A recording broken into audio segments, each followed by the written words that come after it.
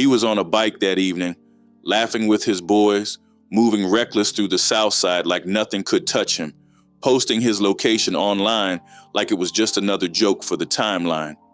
In the chai, posting your drop is not just bold, it is a straight-up death wish. Days before, he had already put himself on a collision course with the most feared set in Chicago, dropping a track where every bar felt like a gun aimed at the other side. What happened next turned one teenage rapper into a symbol and lit the fuse on Chicago's bloodiest gang war. The South Side of Chicago in the early 2000s was not just a neighborhood, it was a battlefield carved up by codes, history, and colors that decided who lived and who did not. If you moved through Englewood, you knew the rules were different because every corner felt like it carried a story of somebody's brother, cousin, or homie who never made it back home. Parkway Gardens, better known as O Block, sat as the heart of Black Disciple territory, a housing project that became infamous in rap lyrics and news headlines at the same time. A few blocks over, down by 69th and Princeton, the Gangster Disciples held ground, and the tension between those two groups had been boiling for decades. This war was not some new beef. It was rooted back in the 1970s when Larry Hoover and David Barksdale tried to merge their groups and build something called the Black Gangster Disciple Nation. That alliance did not last forever, because after Barksdale's death in 1974, the split got deeper, and by the late 1980s, the two sides moved in different directions. Hoover held down the Gangster Disciples, while the Black Disciples stayed loyal to Barksdale's legacy, and by the early 1990s, the split had created two powerful street organizations that carried their names into a new generation. By 2012, the language on the street had become simple codes everybody understood. BDK meant Black Disciple Killer, a phrase used by the Gangster Disciples to show defiance. 300 became the shorthand for the Black Disciples, especially the O Block set, and anybody from Chicago knew what those numbers represented. Later, the phrase Jojo World would become the call sign for the young G's that rallied under Lil Jojo's name after his death. But at this point, it was just about who had the louder voice in the streets. The city's murder numbers told the real story. In 2012, Chicago recorded 507 homicides, a spike that made headlines nationwide, and most of those cases were tied to gang violence. Social media was changing how young dudes carry beef because the threats were no longer whispered in alleys. They were blasted on YouTube, Facebook, and Twitter for everybody to see. This was also when drill music broke through, with Chief Keef leading the wave after his song I Don't Like blew up and got him signed to Interscope. Lil Durk and Lil Reese, also Black Disciple affiliates, were next in line, getting their own deals and turning Chicago's raw street sound into something marketable for the industry. But while the BDs were getting record deals, a young GD from 69th was about to drop a song that put a target on his back. Joseph Coleman, known in the streets as Lil Jojo, was born in April of 1994, and his whole story was rooted in Englewood, where survival felt like a daily challenge. His father was locked up, so he grew up with his mother holding down the household, trying to keep her boys straight in a neighborhood where every block felt like it was pulling you into the life. Jojo went to Harper High School, a place that had already been studied and documented for how heavy the gang influence was inside the classrooms and outside in the streets. By his teenage years, Jojo was fully aligned with the Gangster Disciples, specifically a set called 069 Brick Squad. That crew, based around 69th and Princeton, was made up of young G's trying to carve out their own reputation. Jojo quickly became one of the loudest voices in that set, known for being reckless but also charismatic, the kind of dude that pulled people toward him. His older brother, Swag De Niro, was also part of the movement, dropping music of his own, and their crew had ties with other GD rappers like P. Rico and FBG Duck, who was starting to make names in the drill scene. Jojo built his image around fearlessness, and it was not just something he rapped about, he lived it. People in the neighborhood remember him pedaling through BD territory on a bike or scooter, head up and chin high, like he was daring somebody to check him. That kind of behavior made him stand out because most kids avoided enemy blocks, but Jojo treated it like a challenge.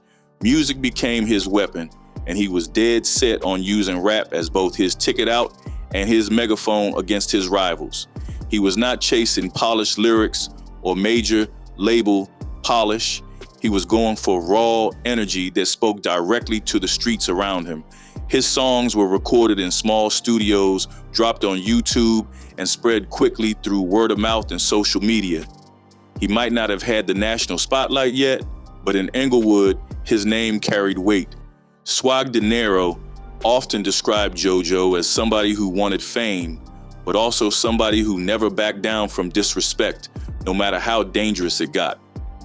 The 069 Brick Squad embraced that mentality, and when Jojo picked up a camera or a mic, it was not just about rhymes, it was about sending a message to the BDs across the tracks.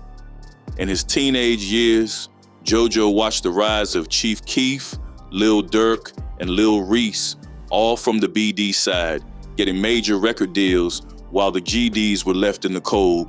That gap only fueled his desire to be seen, and it gave him motivation to speak louder and sharper against the other side. With his bike rides through BD blocks, his taunts shouted into cameras, and his YouTube uploads filled with GD pride, Jojo carved out a reputation as one of the boldest young voices in Englewood. For him, rap was more than just music, it was a statement of defiance. And in Chicago's street politics, that kind of statement never went unnoticed. By 2012, the Chicago drill wave was already pushing names like Chief Keef into the spotlight, and with that spotlight came the kind of energy that made young dudes feel like their own stories needed to be heard. Lil Durk, who was riding with the Lamron crew on the Black Disciple side, had released his track L's Anthem, and in that track, he delivered a line that specifically called out Brick Squad, saying, "Brick Squad, I say fuck with them," which landed like a direct challenge across the city. That line traveled fast through Englewood because Brick Squad 069 already felt overlooked, while BDs like Durk and Reese were getting love from major labels. For Jojo and his crew, the disrespect was too blatant to just brush off, and Jojo decided he would answer with something bigger than just a tweet or some street talk. In late August of 2012, he dropped 300K BDK, a diss track that pulled no punches and aimed directly at the Black Disciples and their rap representatives.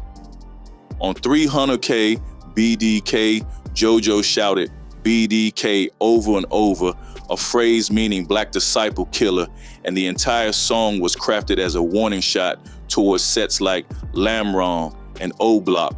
The lyrics did not just throw vague insults, they were direct, saying things like, "Durk says, fuck Brick Squad, so I can't wait to catch him, squeeze this .40, now they got him on a stretcher." Jojo name-dropped Lil Durk and called out the 300 set by name, something that had rarely been done so openly in Chicago before. The video for 300K made everything louder. Jojo stood with his crew, flashing guns at the camera, posted up in GD territory with the 069 squad behind him. They showed colors, they showed their weapons, and they turned the diss track into a visual challenge that spread across YouTube in days. The rawness of the clip made it authentic, and that authenticity was exactly what the Chicago streets paid attention to. This was unprecedented for drill music at the time, because diss records had been part of rap forever, but rarely had a Chicago rapper gone on record openly labeling himself as a Black Disciple Killer while pointing guns at the camera. The fact that he tied it to a remix of Chief Keef's 300 only made the insult sharper because 300 was the anthem for BDs like Chief Keef, Lil Durk, and Lil Reese. The video spread online quickly, picking up hundreds of thousands of views, with people across Chicago dissecting the lyrics and reposting the visuals. It was not just local kids watching either, because drill rap had already started reaching national audiences, and JoJo's diss track became another piece of the story people were following online. Every chant of BDK was seen as a declaration of war, and inside Chicago, that meant things were not going to stay on records for long. Shortly after dropping the track, JoJo was caught on camera in a heated confrontation with Lil Reese, one of the most feared young BDs in the city.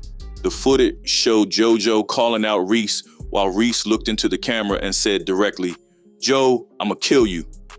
JoJo laughed it off, but everybody watching knew those were not empty words, because in Chicago drill culture, the things you said on camera often had real-life consequences. While this music beef was exploding, the industry side made everything worse, because Chief Keef had signed with Interscope, Lil Durk had signed with Def Jam, and Lil Reese had a deal lined up, which meant the BD rappers were getting recognition and money, while JoJo and other GD affiliates were left on the outside looking in. That added another layer of tension, because music had become another battlefield between GDs and BDs, and JoJo wanted his voice heard in the same conversation. By calling himself a Black disciple killer and putting it on record, JoJo did more than just drop a track. He put a permanent target on his back, and in the streets of Chicago, that kind of declaration rarely came without consequences. After 300K BDK hit the streets, JoJo doubled down instead of falling back, and he started dropping more videos taunting his rivals directly. He rode through BD neighborhoods with his crew, yelling insults into cameras, posting clips that showed him laughing while driving through enemy territory. That behavior became part of his brand, showing fearlessness in a city where moving through the wrong block could mean a death sentence. On Twitter, JoJo became even bolder, posting his location with hashtags like #069, making sure everybody knew where he was. On September 4th, 2012, just hours before his death, he tweeted out his block, effectively inviting confrontation from the very people he was dissing. To most, that looked like reckless behavior, but for JoJo, it was a way to prove he was untouchable, that he could not be scared into silence. There had already been an earlier attempt on his life, and instead of hiding after it, JoJo treated surviving it like a badge of honor. He bragged about it, made more threats, and recorded more music, which only fueled the tension between GDs and BDs across Englewood. For a teenager, he was moving with the kind of energy that older heads knew could not last forever. In public, JoJo confronted BDs like Lil Reese, recording their arguments and making sure the footage reached YouTube and Facebook. That clip of Reese telling him, "I'ma kill you," while JoJo grinned, stayed burned into people's minds, because it showed how far the beef had escalated. For JoJo, laughing while his enemy threatened his life was a statement of defiance, but for everyone watching, it was a sign that something deadly was coming. The Chicago media and law enforcement took notice, with Police Superintendent Gary McCarthy warning that social media posts and rap videos were fueling tit-for-tat violence across the South Side. Local outlets like the Chicago Tribune reported that detectives were tracking these online arguments because they often turned into shootings within days. Still, the warnings did not slow JoJo down, because he kept putting himself directly in enemy crosshairs. In the streets, people started whispering that JoJo was wilding out, saying the shorty is really running laps in BD land with no fear, because he was not just recording songs, he was riding his bike through O Block and Lamron territory, calling out names and laughing about it. That type of energy made him look untouchable to his friends, but it painted a clear picture for his enemies too. As summer turned into fall, the tension kept building, and the clock was ticking faster than anybody realized. By the evening of September 4th, 2012, Jojo had posted his location one more time, smiling and riding through Inglewood, completely unaware that his last day had already been written. The countdown to his death had begun, and the city was about to witness how words on a record could turn into bullets in the street. On the day everything changed, Jojo spent his time moving through Inglewood like he always did, laughing, riding, and recording the energy around him. In the afternoon, he got on Twitter and typed out a post at 6:13 p.m., tagging #069, which was his set's identity and a direct announcement of his location. That move spread fast because in Chicago, everybody knew posting your drop meant you were ready for whatever came next. By around 7:30 p.m., Jojo was still outside on his bike, cruising with friends near 75th and Princeton, an area where both GD and BD sets crossed paths constantly. A black sedan, reported as a Ford Taurus by several witnesses, rolled up on the block, slowing just enough for everybody to feel the tension. Gunfire exploded from the vehicle, sending people ducking for cover, with neighbors screaming and kids running as bullets cut through the air. Witnesses later said Jojo fell from the bike when the first shots rang out, then tried to run towards safety, clutching at himself while stumbling across the sidewalk. He managed to reach a nearby house at 6954 South Princeton, collapsing on the porch as blood pooled beneath him. Police later confirmed that 6 9mm shell casings were recovered from the street, a detail that matched the reports of multiple shots fired by the occupants of the car. Paramedics rushed him from the scene to St. Bernard Hospital, a facility just blocks away where doctors worked to stabilize him. Despite their efforts, Jojo was pronounced dead around 9 p.m. that evening, the official cause recorded as gunshot wounds to the back. He was only 18 years old, a teenager who had turned his voice into a challenge, but never expected the retaliation to land so fast. News of his death spread instantly through the streets and onto social media, with speculation erupting within minutes about who was behind the shooting. On Twitter, timelines were flooded with posts mourning him, mocking him, or accusing rival sets of carrying out the hit. Hours later, Chief Keef's account posted a message that read, "It's sad cause that N-word Jojo wanted to be just like us, #Lamau," which sent shockwaves across the city. That tweet was widely seen as a celebration of Jojo's death, sparking outrage from his family and allies who felt the message was proof of BD involvement. Keef later claimed his account had been hacked, but the damage had already been done because the post fed the narrative that BDs were celebrating his murder. Within hours, Jojo was no longer just another teenager caught in gang violence. He was a name attached to the next big war Chicago was about to witness. The streets grew restless that night, with talk of retaliation, whispers of setups, and fears that Inglewood was about to become the epicenter of another cycle of killings. Jojo's death did not fade quietly because within hours, he had become more than a victim. He had become a spark that set the city on fire. Chicago police opened their investigation almost immediately, but from the start, they faced the same obstacles that haunted nearly every gang-related homicide. Nobody wanted to testify. Neighbors stayed silent, and the streets spread their own version of events faster than detectives could chase leads. The assumption was always that Black Disciple affiliates carried out the hit, but the lack of witnesses meant there was never enough evidence to charge anyone. One of the earliest rumors tied the shooting to a young BD member named Ahabir Sardine, better known as D. Rose, who was active with O Block. Screenshots circulated online claiming he admitted to the killing, but later reporting from CBS News showed the account owner said his page had been hacked. Despite that denial, the rumor of D. Rose being the shooter remained one of the most talked about theories, even though he was later convicted in an unrelated 2014 murder. Another persistent theory focused on Chief Keef himself, with JoJo's mother Robin Russell publicly accusing him of ordering the hit.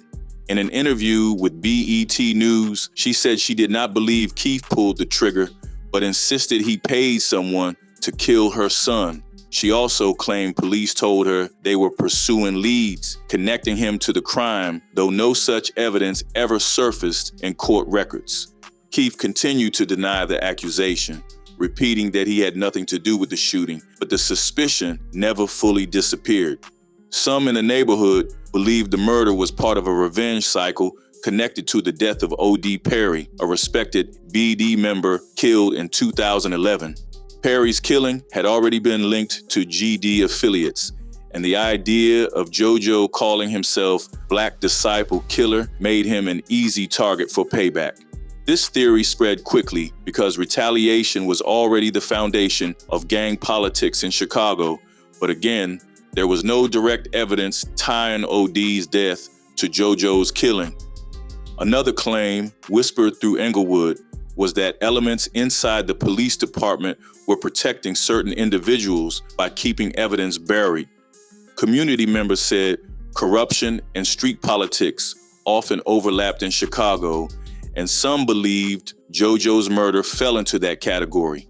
No proof ever emerged, but distrust of law enforcement fueled the belief that someone knew more than they admitted. Despite the many rumors, the hard facts remained clear. JoJo was shot around 7:30 p.m. on September 4th. 6 casings were recovered and no one was ever arrested for his murder. Chicago police acknowledged the case was gang-related, but admitted they lacked credible testimony or physical evidence to move forward. The investigation eventually went cold, leaving his family with unanswered questions and the city with a story that never got closure. The media compared JoJo's killing to earlier hip-hop rivalries, with outlets like the Chicago Tribune and The Guardian calling it Chicago's version of the East Coast and West Coast wars. They pointed out how diss records, social media taunts, and neighborhood tensions combined to create a dangerous mix that ended in bloodshed. For the wider public, JoJo became a symbol of how music and street life had blurred into one. The truth about who pulled the trigger was never found in court, but the impact was written in the bodies that followed. In Chicago's streets, truth is slippery because rumors move faster than bullets and evidence disappears quicker than justice ever arrives. The morning after JoJo was killed, the streets were already buzzing with stories of payback and unfinished business. On September 5th, 2012, just one day later, 25-year-old Larry Porter was driving southbound on the Dan Ryan Expressway when another vehicle pulled alongside his Jeep. Witnesses reported hearing gunshots as Porter was struck in the neck, causing him to crash on the highway. He was killed instantly, and speculation immediately linked the shooting to JoJo's murder, even though police did not officially confirm any direct connection. The killing of Porter was just the first ripple in a series of violent acts tied to the growing feud. Less than 2 weeks later, on September 17, 2012, another major name surfaced when Keith "Kike" Bonds, a 26-year-old Black Disciple affiliate suspected in street rumors to be connected to JoJo's death, was shot and killed by Chicago police. Reports said Bonds had reached for an officer's weapon during a scuffle and officers opened fire. To JoJo's supporters, this felt like karma, proof that those involved in his murder would not escape. Christmas Day of that same year brought another tragedy when 18-year-old Joshua J. Loud Davis, a close friend of JoJo, was shot and killed while riding a CTA bus on the south side. J. Loud was wearing a hoodie that read JoJo World, honoring his slain friend, and witnesses said an argument started over the clothing before he was gunned down. His brother later told reporters that the hoodie had directly caused the shooting, a reminder of how deadly symbols and names had become in this war. Each funeral tied to these deaths became tense gatherings, with police presence heavy and the risk of more violence always hanging in the air. Jojo's own funeral was surrounded by armed officers and community leaders who feared retaliation might erupt right there at the service. The same atmosphere followed J Loud's farewell, with rival sets threatening to show up and make statements of their own. By the end of 2012, Chicago had seen a dramatic rise in homicides, and many community leaders pointed to the fallout from Jojo's death as one of the sparks that fueled the violence. One diss track had spilled into months of bloodshed across the city, with lives lost not only in Englewood, but across neighborhoods connected to both GD and BD affiliations. The tension was no longer about one teenager's song. It had become an endless cycle of retaliation that pulled in anyone carrying the wrong name or wearing the wrong colors. The years that followed proved that Jojo's death had not closed the story. It had only extended the cycle. In April of 2014, 17-year-old Gakira K.I. Barnes, a female shooter affiliated with the GD set Flyboy gang, was gunned down on the South Side. Police suspected Black Disciple affiliates carried out the hit, and online celebrations from BD members confirmed the ongoing nature of the war. By 2020, the feud once again grabbed national headlines when two high-profile rappers tied to the conflict were killed months apart. On August 4th, 2020, Carlton Weekly, better known as FBG Duck, a prominent Gangsta Disciple rapper, was shot and killed on Chicago's Gold Coast, a wealthy shopping district where such violence was nearly unheard of. Later that year, on November 6, 2020, Davon King Von Bennett, a Black Disciple rapper closely tied to Lil Durk, was killed outside a nightclub in Atlanta after an altercation with GD affiliates. Both deaths showed that the JoJo-sparked war had traveled beyond Chicago streets into national stages. Federal prosecutors stepped in during 2022 and 2023 using RICO indictments to charge multiple members from both GD and BD sets. The indictments cited murders tied to O-Block and other crews, showing how years of surveillance and online evidence had built cases against those involved. While Jojo's name was not directly listed in those indictments, his murder was remembered as one of the earliest sparks in the decade-long chain of killings. Among GDs, Jojo's name turned into an identity, with Jojo World becoming a motto that younger generations continue to shout. His face appeared on murals, hoodies, and social media posts, making him a martyr-like figure long after his life ended. Media outlets continue to revisit his story through documentaries, stage plays, and memorial concerts, with headlines calling him the teenager who lit the fuse on Chicago's deadliest modern gang war.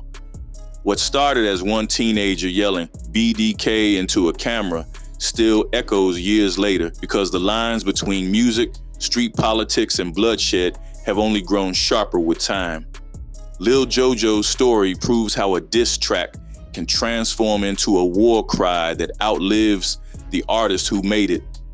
He was a teenager chasing rap fame, fearless in the streets, and reckless in ways that caught him inside politics bigger than himself. His murder remains unsolved, with no one convicted, leaving questions unanswered and his family without closure. The bigger lesson is clear though, because music, social media, and gang life mixed together have created cycles where clout turns into bodies. In Chicago, clout does not just bring followers, it brings funerals. Jojo's name still rides through Englewood, not only in the songs his crew recorded, but in the streets he never lived long enough to leave.